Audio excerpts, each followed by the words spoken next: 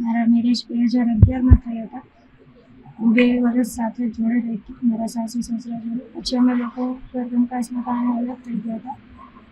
અને પછી 2023માં મારા મિસ્ટરને એકચ્યુઅલ લિવર ફેલર થઈ ગયું હતું, જેના કારણે એમનું 1 મંથ પછી નિધન થઈ ગયું. અને એમના એકચ્યુઅલ લિવર ફેલરમાં મેં એમને મારું લિવર બી આપેલું હતું, 65% લિવર આપેલું છે, પણ છતાં બી એ બચી ના શક્યો. અને તે પછી અમે લોકો અમે અલગ રહેતા હતા. હું ને મારો સન અલગ રહે છે.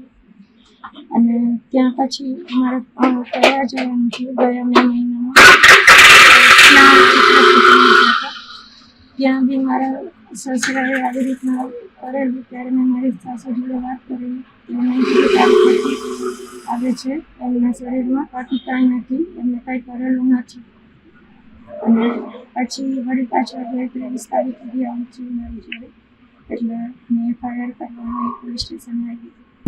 એમને થોડોક કાર્યવાહી થઈ જાય, જેથી કરીને કોઈની મજબૂરીનો કોઈ દુનિયામાં બીજા કોઈ ફાયદો ના ઉઠાવી શકે.